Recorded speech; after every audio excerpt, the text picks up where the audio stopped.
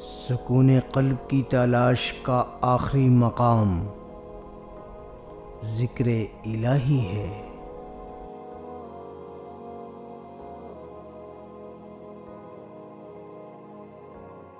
دنیا میں سب سے زیادہ مطمئن لوگ وہ ہیں جنہیں اپنے معاملات اللہ کے سپرد کرنے کی عادت ہو۔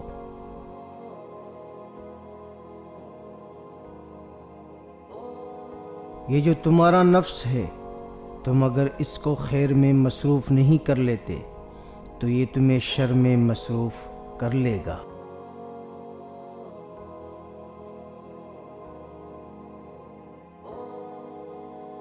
چار چیزوں کو چار چیزوں سے دھویا کرو: زبان کو ذکر سے، آنکھوں کو آنسو سے، گناہوں کو استغفار سے، اور دل کو خوف خدا سے۔